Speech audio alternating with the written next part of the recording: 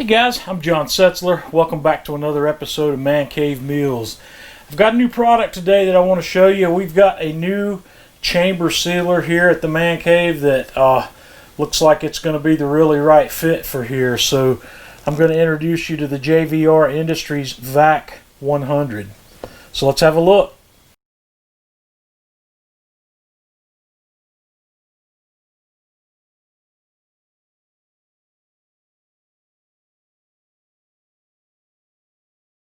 The first thing I want to do here is show you the Vac100 from JVR Industries. This is not a toy by any means. This is one of the most solid home use chamber sealers that I've dealt with so far. And the first thing I want to do is we're going to have a look at the measurements on it. This guy is 16 inches left to right, 19 inches front to back, and about 9 inches tall. It weighs 52 pounds. It's got some weight to it, and you need a nice place to set this. We have a digital keypad control panel right here on the front of the machine for power, a stop function if you want to stop it in the middle. You can change your settings, and then you have the increase and decrease settings, and then the pump button for the accessory. Inside the machine we have a nice big vacuum chamber. This sealer bar measures 12, just shy of 12.5 inches, so you can very easily handle a 12-inch wide bag in this thing, and it's about 11 inches front to back. I've done 10 by 12 bags in here, no problem. This thing will handle that. Small mason jars can sit in here also, and this guy also comes with a couple of these leveling plates. If you've got something that doesn't need to sit so deep, you can set these in here, and these perform two functions. It's going to help keep your bag level and lay in nicely across the sealer bar, and it also displaces some of the air inside the machine where the machine can actually work a little bit more efficiently in a smaller vacuum space. We have a really nice heavy-duty glass top on this, and the top of the sealer bar is mounted right here on the glass, where this piece comes down and goes flush with the sealer bar itself to help create the seal in your bag. And it's really nice. It's wide. It's kind of, let me show you, get a look at that up there. That's what that looks like, and it's going to make excellent contact here with the bag.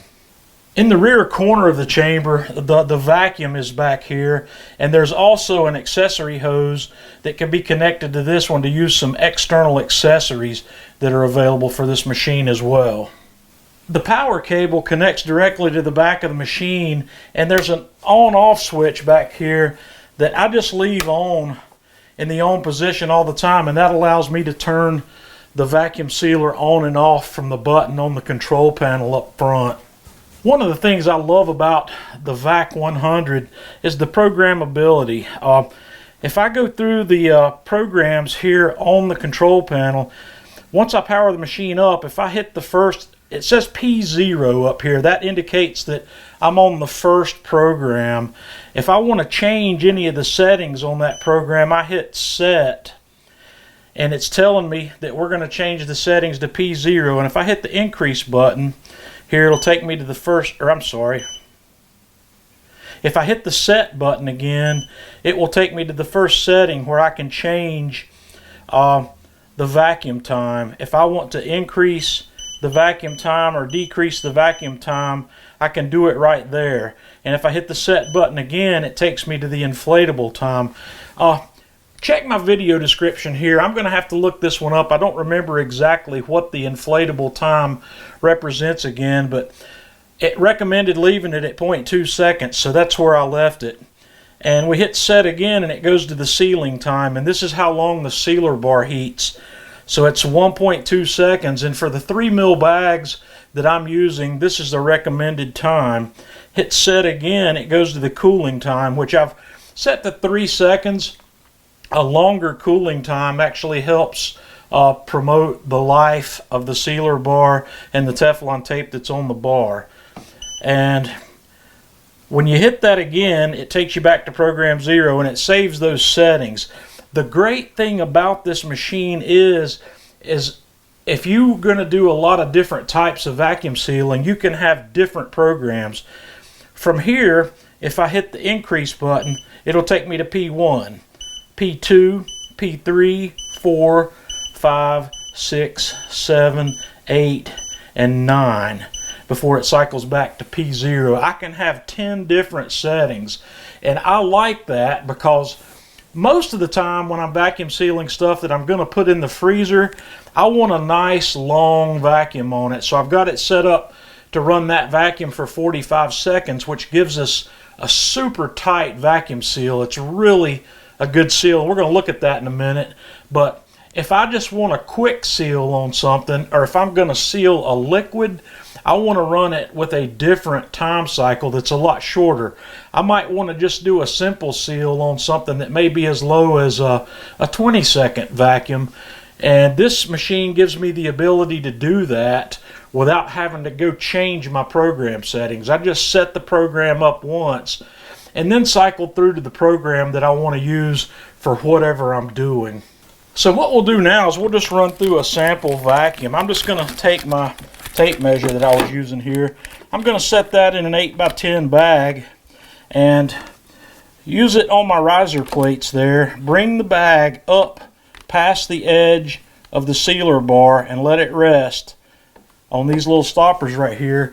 And to activate this machine, all you have to do is close the lid. You push, it says push right here, so you just push it until it engages. And then the vacuum starts running, and it's going to run our 45-second cycle. So just as we finish here, I'll bring you back.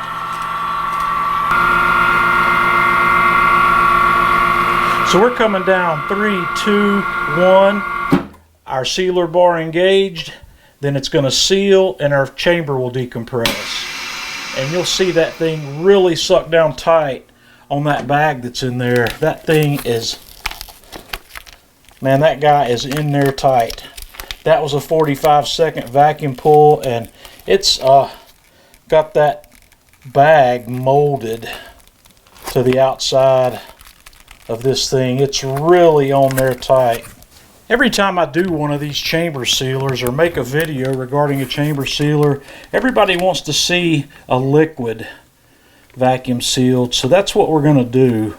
I've got some water in one of these bags here, and you just have to be careful when you lay that bag in here. You want to lay it, you don't want to let any of the water spill out when you're laying the bag or any of the liquid that you've got in there, and it shouldn't if you do this just right. We're going to lay that right there, and I've gone to my second program on here, which is just a 20-second seal. So now we'll close the lid and we'll let that go to work. And you may be able to watch what happens when the pressure goes low in these things is that water will actually boil at room temperature, but hopefully a 20-second pass won't let that happen. We're down to 5, 4, 3, 2, 1, and then we're going to let that seal and let it pop back open, and we'll have a look at it. So now I have the water vacuum sealed in the bag. There may be an air bubble in there. I wasn't trying to get it completely vacuum sealed. If you're vacuum sealing a liquid, that's not much of a problem, but this machine gives you the easy ability to do that. When you're dealing with a chamber sealer, you don't have to worry about it sucking your liquid up into your channel and getting into your pump. I know you guys have seen me use several different chamber sealers. Now, you know I started out with that cheap eBay machine that I bought, and I wasn't entirely happy with it. While it did work pretty good, it had some quirks that I didn't like.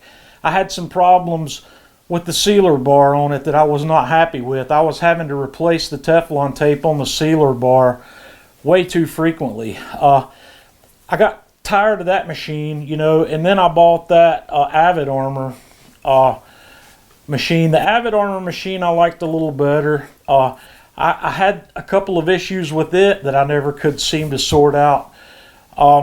With that machine, I was having trouble with it actually blowing up the bag during the vacuum process and not giving me a good seal. What was happening in that machine is the sealer bar comes up when the vacuum cycle's over, and the sealer bar was not going down by itself properly, and if I didn't remember to push that thing down, it was closing the end of my bag during the vacuum cycle, and you don't want that. That bag needs to be open when the vacuum's forming inside the chamber, and I was never able to really sort that out and get it working to my satisfaction, so I got rid of that one. And my friend Darrin Wilson over at the Fire and Water Cooking channel on YouTube, he introduced me to this chamber sealer. He has one of these, and he said that it was going to become his go-to chamber sealer, and he seals as much or more than I do, probably even more, because he's way into sous vide. And when he said that, that went a long way with me, so I decided to reach out to JVR Industries and see if I could get them to provide me with one of these to use and to demo for you. And JVR gladly gave me the opportunity to do that. They've provided me with this machine, and I've had this machine now. I didn't just get this. I've had this for, gosh, I wish I had looked up when I got it. I've had it since, I think I got it in July. So it was either June or July that I got this machine, so I've been sealing with it for July, August, September, and October. I've been using this machine for about 4 months now, and I use a vacuum sealer a lot. This is the most used accessory in my kitchen. I not only use it for saving leftovers and putting them in the freezer, my wife and I buy some things in bulk, and I use this to break those bulk things down and portion them into sizes. My wife buys several pounds of bacon at a time, and I put it in small vacuum seal bags for her so she can just pull out however much she needs, and bacon doesn't go bad because she's opened a whole pound of it and not using it fast enough. That's just one of the examples of what you do with a vacuum sealer. I'm going to make a separate video coming up sometime here soon, because I want to show you how a vacuum sealer and a sous vide circulator work together when it comes to dealing with leftover barbecue.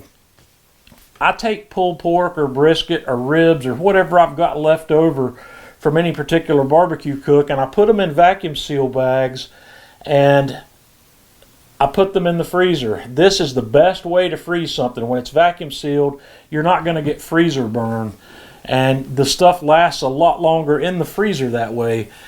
The reason I like the chamber sealer, I like the chamber sealer better than the inexpensive channel sealers for a couple of reasons. Number one, I get a lot better vacuum.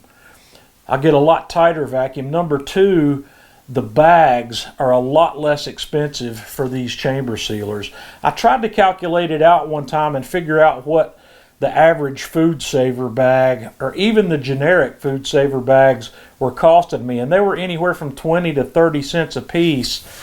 And if I was using the 11-inch wide bags, they may be even a little bit more than that. These bags that I use in this chamber sealer, when I got my first chamber sealer, I bulk ordered a couple different sizes, and I've got the 8x10 bag is the bag that I use most commonly, and I bought 1,000 of those bags. I'm over halfway through those 1,000 already, and those cost me a nickel a piece. So if you vacuum seal a lot, the money comes back to you in a couple of years, just in the money you're going to save on bags. If you don't vacuum seal that frequently, and a chamber sealer might not be the right answer for you, but I love these things. The only drawback I have doing what I do with the chamber sealers, I occasionally come across something that I can't fit in here. If I wanted to vacuum seal a whole rack of ribs, it's not going to fit, or a whole brisket. I might be able to get a Boston butt in there if I had a bag big enough that I could get it in, but because of that, I keep a cheap chamber sealer around. I've got a food saver if I need it, and I use it for those things. And I can't remember the last time I used one, but actually the last time I used one was about a year ago. I bought a pack of 3 ribs, 3 racks of baby back ribs, and I only cooked 2 of them. So I used it to seal one of them back up. So yeah, I still keep that chamber seal or that channel sealer on hand, but this guy right here, this JVR 100 or the JVR Vac100 is going to be the workhorse now in the man cave. I know it took me a couple of tries to figure out what I like, but this is going to be the one. I'm going to show you some of the accessories that are available on the screen, and also have a look in my video description. This guy came with a hose that connects to this vacuum back here that goes out to a canister. It comes with a canister that you can vacuum seal. Like if you're grinding your own coffee and want to store it in a vacuum seal container or anything like that, this machine will do that for you with the accessory hose. They told me they had some new accessories coming out for this thing, and I'm not sure what all of those are just yet. I think one of the accessories that they were looking at was a jar sealer, which I think is great. And that's why I mentioned this, because the smaller mason jars, you can take a small mason jar, as long as it'll fit in here where you can close the lid, you can set up a program to vacuum seal that mason jar where that lid will seal on there. You just set the lid on, and then you put the screw cap on it. Don't over tighten it. You just set it on there loosely, and then run a vacuum cycle. And you set up a vacuum cycle that's got 0 seal time. You don't want to run the sealer during that, but this one will do that. You set up a 0 seal time, and then you can seal that mason jar. I don't know what else they've got coming on, but stay tuned with me, because I'm going to do some more content with this vacuum sealer. And like I said, one of the next ones I'm going to do is we're going to talk about saving barbecue and reheating barbecue using a sous vide circulator. So if you're in the market for a super good quality chamber sealer, have a look at this JVR Industries Vac100. I'll give you the link to this guy in the video description. So until next time, this is John Setzler with Man Cave Meals.